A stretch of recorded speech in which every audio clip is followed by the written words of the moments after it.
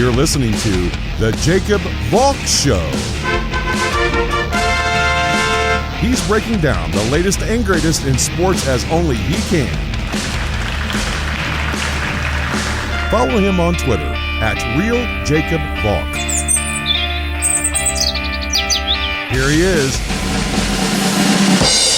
Jacob Valk. Hello,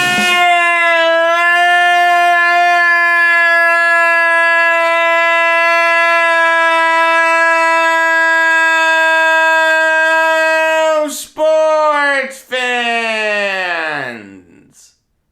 Welcome to another edition of the Jacob Valk Show.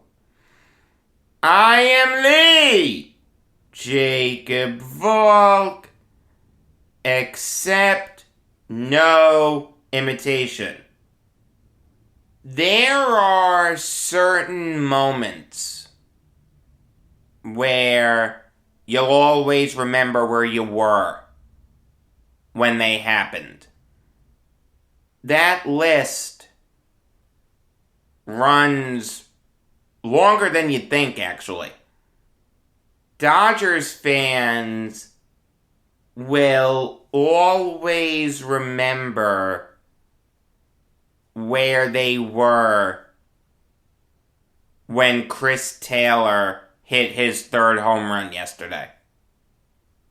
This Dodgers team has gotten a lot of big moments from unheralded guys. Like, if I was to tell you that a Dodger would hit a game-tying 3-run home run in Game 3, you'd say, okay, it's Will Smith or Justin Turner or Mookie Betts or someone like that. No, it was Cody Bellinger, the guy who hit 165 this year. If I told you that someone in an elimination game, Dodgers backs against the wall, there's no tomorrow if they lose, would hit 3 home runs and become just the 11th player in baseball history to hit 3 home runs in a single postseason game, and the only player ever to do it in a potential elimination game, you'd say, okay, it's Smith, Turner, or Betts. No, it's Chris Taylor. Maybe not as miraculous as Bellinger, but still really impressive. Here's a guy who only hit 254, bats lower in the lineup. Yes, he had the big home run against the Cardinals. Okay, totally get that. But you look at the players to hit 3 home runs in a single postseason game, they're superstars. Babe Ruth, superstar. Reggie Jackson, superstar. George Brett, superstar. Albert Pujols, superstar.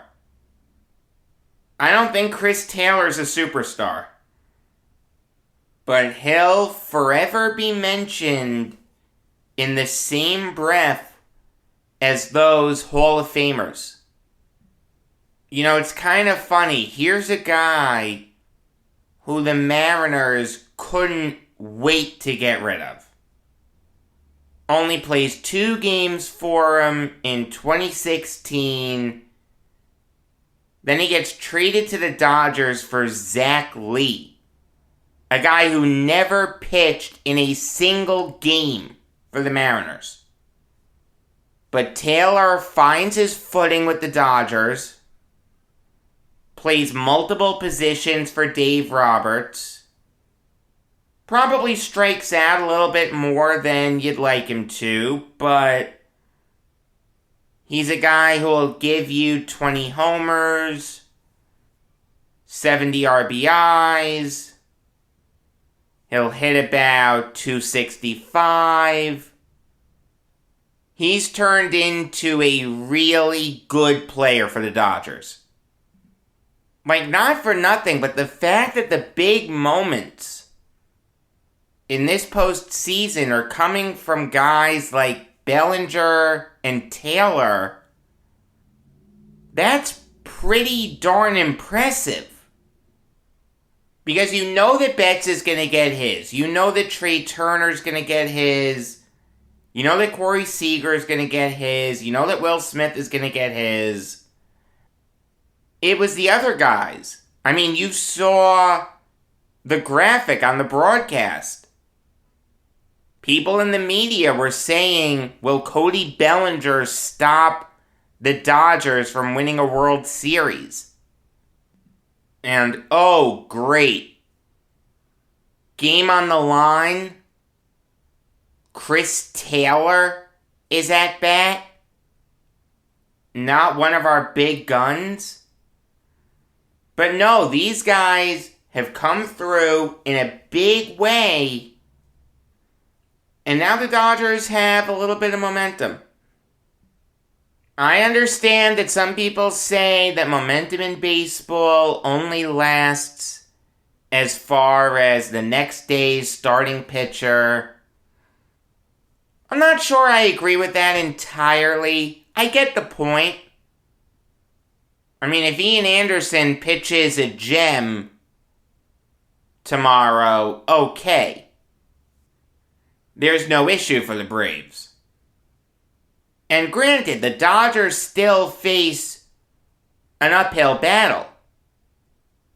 They need to win 2 games in Atlanta, when they lost games 1 and 2 in walk-off fashion. That's a tough ask.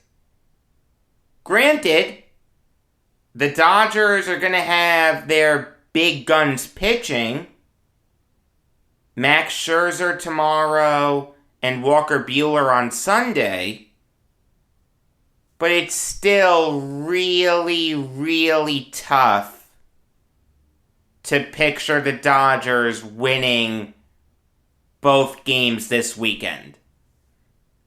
Having said that, it's not an impossibility. What you saw yesterday had to give you a lot of hope if you're a Dodgers fan. The bats finally came alive. Think about it.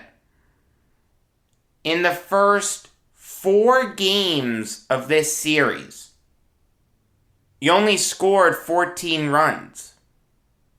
That's 3.5 per game. That's not going to get the job done. The Dodgers offense was struggling. Like outside of the bottom of the 8th inning in Game 3, the Dodgers offense through the first 4 games was about as bad as an offense could possibly be. But they showed signs of life yesterday. They put up 11 runs. Every Dodgers starter, with the exception of the pitchers and Will Smith, had a hit. Maybe this wakes this juggernaut of an offense up. I mean, the Dodgers won 106 games this year. They really didn't look like it through the first 4 games of this series. Yesterday, they looked like a team that won 106 games. So maybe this wakes them up. I don't think that's crazy. Do I think the Dodgers are going to win back-to-back games in Atlanta? The answer is no. But I don't think it's an impossibility. It's going to be incredibly hard. There's no question. But after seeing what I saw yesterday, I don't think it's impossible. I mean, think about what you saw yesterday. You saw Max Fried get knocked out after less than 5 innings. He gave up 8 hits. He gave up 5 runs. Here's a guy who's one of the better pitchers in all of baseball. Incredibly talented, very underrated. He got shellacked yesterday. And mind you, this is after killing the Dodgers in Game 1 and killing the Brewers in Game 2. Like, Fried has the makings of a really good postseason pitcher. You had to feel really confident going into that game yesterday if you're a Braves fan. I've got Max Fried going up against the Dodgers bullpen. Let me buy the World Series tickets now. But no, the Dodgers offense got to him. They had 17 hits. Great job by the Dodgers offense. The thing is, though, the way that game first started, it wasn't looking good for the Dodgers. Joe Kelly starts, does not look good, gives up a 2-run home run to Freddie Freeman, gets pulled early because of a shoulder injury. Here's the nightmare scenario for Dave Roberts. I needed a little bit of length out of Kelly. At the very least, get through the first inning. In a perfect world, he probably goes 2. Now he doesn't even get through the first inning? I need these guys to get 25 outs? This isn't looking too good for me. But the Dodgers bullpen stepped up. Evan Phillips, Alex Vesia, Brusdar Graterol was great, Blake Trinan, Corey Knebel was great, and Kenley Jansen combined to only give up 3 hits. The Braves offense looked dead to the world. After the Freeman home run, the Braves only had 1 guy in scoring position. Eddie Rosario hit a 1-out double. You know what happened after that? 2 straight flyouts to the left fielder, A.J. Pollock. This is it. This is the Dodgers team that I thought we'd see all throughout this series. The fact that we've only seen it once is a little disconcerting, but it's not too late for the Dodgers to come back. Again, very unlikely. Wouldn't bet the rent on it, but not impossible. You can't say that it's an impossibility. Flat out, you just can't. But now it's time to preview Red Sox Astros. I guess I have no excuse but to watch this game, right? Well, no, I could watch the Nets. Nets Sixers or Red Sox Astros?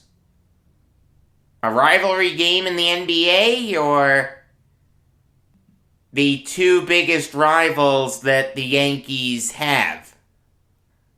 No, I'm probably going to watch Game 6. During commercials, I'll probably flip to the Nets game just to get a score, but no, I'm going to watch Game 6. I really am. Interesting pitching matchup. I'll say that. We've got Nathan Eovaldi going up against Luis Garcia. Spoke about this yesterday. Despite Garcia getting shellacked in Game 2 against the Red Sox, and Game 3 against the White Sox, and having a rested bullpen. Only Ryan Stanek pitched in Game 5, and yesterday was an off day. So despite having a rested bullpen, Dusty Baker's going with Luis Garcia. If ever having an opener or a bullpen game made sense, it was tonight. I mean, Nathan Eovaldi has looked good in these playoffs. Forget what happened in Game 4. That wasn't his fault. We've established this. He threw a strike to Jason Castro that Laz Diaz stupidly called a ball. Major League Baseball has an issue with their umpires during the postseason. It needs to be fixed. I spoke about that already. So you've got a good postseason pitcher, Eovaldi, going up against a bad pitcher in Luis Garcia. That's tough. That's really, really tough. Obviously, this isn't a must-win game for the Astros. Worst comes to worst, they lose tonight, and they play a Game 7 tomorrow. But call me crazy, but if I'm putting myself in Dusty Baker's shoes, I'd like to avoid a Game 7 if possible. Now I'll say this. As far as their arsenals go, Eovaldi and Garcia are two very similar pitchers. Eovaldi's fastball, curveball, slider, splitter, cutter. Garcia's fastball, cutter, slider, changeup, curveball. Very similar. Eovaldi likes to nibble at the corners with his fastball. When he loses control of it, and it's right down Broadway, that's when he gets into a little bit of trouble. But his out pitch is a slider that tails down and away from righties.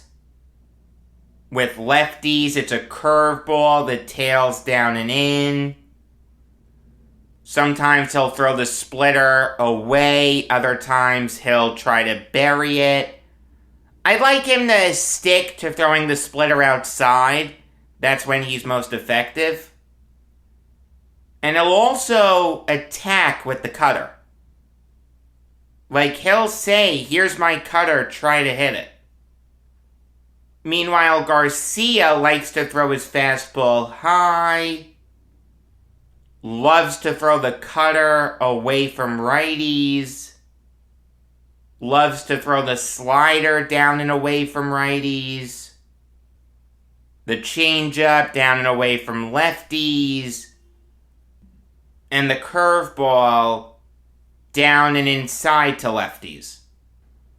The key to hitting Garcia is to hit his mistakes.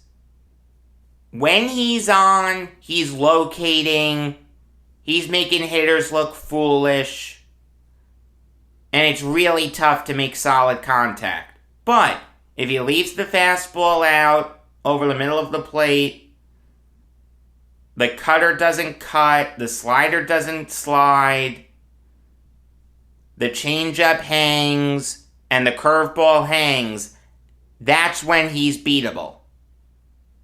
You can be aggressive against Garcia. That's okay. And the Red Sox were. That's how they beat him. Dusty Baker's going to need to have a quick hook.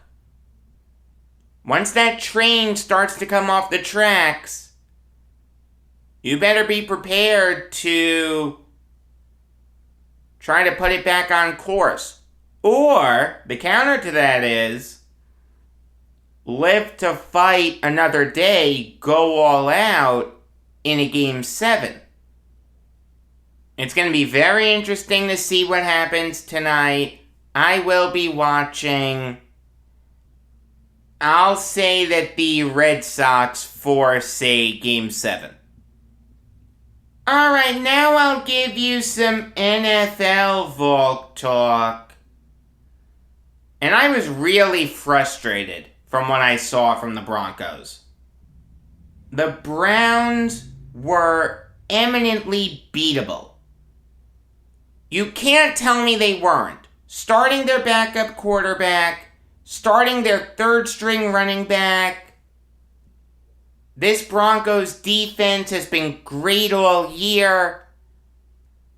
Not too long ago, they looked like a team that could make some noise in the playoffs. Now they've lost 4 straight. They just lost to a team that was playing Case Keenum and D'Ernest Johnson. I mean, realize, no Jack Conklin, no Jeremiah Owusu-Koramoah. This was a game that the Broncos should have won incredibly easily. Instead, their defense absolutely imploded. Case Keenum did his thing, completed just under 2/3 of his passes for 199 yards and a touchdown. He completed 21 of his 33 passes, to be specific. That's not bad from Keenum. I'll take that. Yes, he made smart decisions, but come on. You're one of the best defenses in the NFL. You let Keenum slice and dice you? That's not going to work. You let D'Ernest Johnson look like the second coming of Jim Brown? Have 22 carries for 146 yards and a touchdown? Oh, you've got to be kidding me. I mean, look, give the O-line of the Browns a ton of credit. Jedrick Wills, Joel Bitonio, J.C. Treader, Wyatt Teller, and Blake Hance were all really, really good yesterday. But again, this is a Broncos team that at this very moment, counting yesterday's game even, has given up the second fewest points per game in the NFL. I understand that they only gave up 17 points. I understand that they gave their offense a chance. But a game where Case Keenum looks really good and D'Ernest Johnson looks like the second coming of Jim Brown isn't going to work for me. And not for nothing, but to expect that Broncos offense to do anything, the way that their game plan unfolded is laughable. What did I say yesterday? Teddy Bridgewater needs help if he's going to win. He needs his teammates to do a lot of the heavy lifting.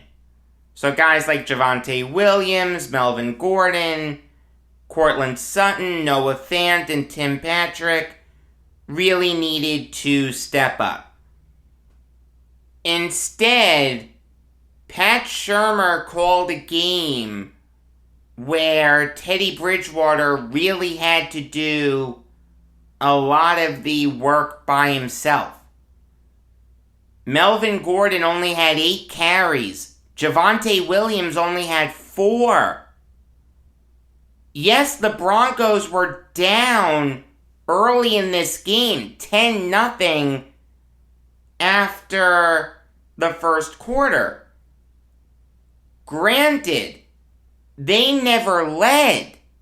But you can't tell me that a 10-0 deficit is a deficit so massive that you need to give up on the running game entirely and air the ball out to try to get chunk plays. That's a joke. If you're down by like 3 or 4 scores, or you're down by 10 late, okay, totally get that. Air the ball out. But for Gordon and Williams to only combine for 12 carries is inexcusable. That was a terrible job by Pat Shurmur. The Broncos should have won this game. They were the more talented team. Instead, the Broncos look dead to the world. They've now lost 4 straight. And now I feel like we need to look at those 3 wins in a completely different light. How much of those were Broncos wins versus them just beating up on bad teams in the Giants, Jaguars, and Jets? The Broncos have an opportunity to seize upon the fact that the Chiefs really aren't good. The Kings of the AFC West are struggling right now. Their defense is horrific.